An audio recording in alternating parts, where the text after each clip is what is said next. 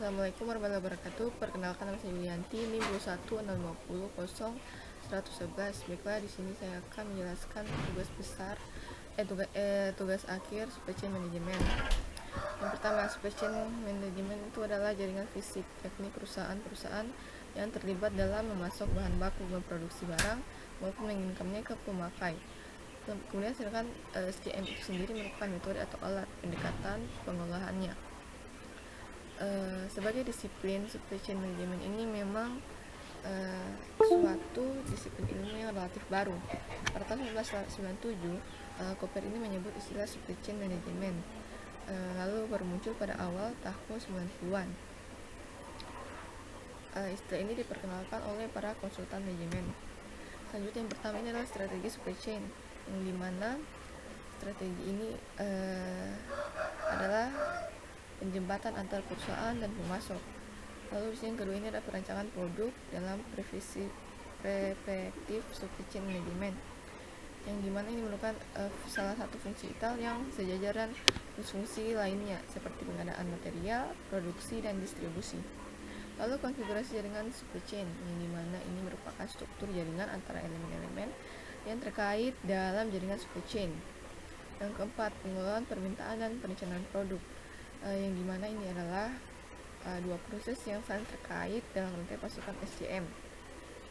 Pengelolaan permintaan ini adalah proses untuk memperkirakan dan mengolah permintaan. Sedangkan perencanaan itu adalah proses untuk menentukan jumlah produk yang akan diproduksi untuk permintaan. Lanjut, yang kelima di sini itu adalah mengolah persediaan pada supply chain. Yang pertama itu menjaga ketersediaan stok, mengurangi biaya penyimpanan, mengoptimalkan efisiensi supply chain, meningkatkan kepuasan pelanggan. Lalu ada manajemen pengadaan, yang dimana ini adalah komponen utama dalam supply chain manajemen. Tugasnya itu adalah menyediakan barang atau jasa yang dibutuhkan untuk melakukan kegiatan produksi atau kegiatan lainnya.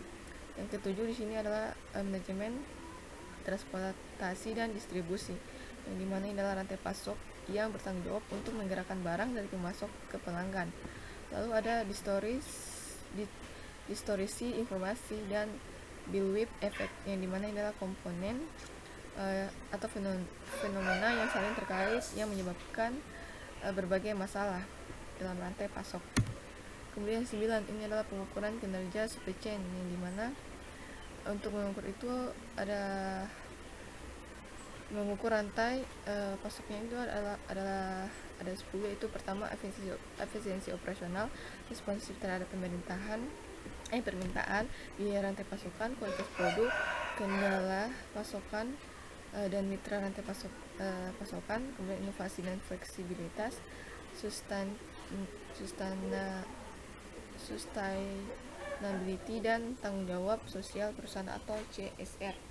Lalu juga ada efisiensi pengolahan persediaan, keamanan, dan kepatuhan. Kemudian ada pemantauan dan analisis kinerja.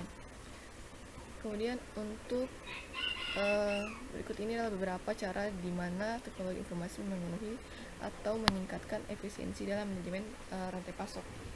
Yang pertama adalah sistem informasi manajemen, kemudian sensor Internet of Things atau IoT,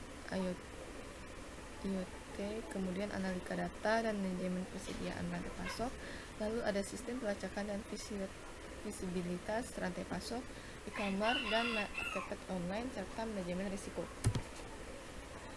Lalu di sini ada beberapa hal yang perlu dipertimbangkan dalam mengelola rantai pasok global, termasuk lokasi, transportasi, biaya cukai dan pajak, dan lingkungan. Nah, mungkin saya presentasi dari saya. Jika ada kurangnya mohon dimaafkan. Jadi kalau untuk kesimpulannya itu adalah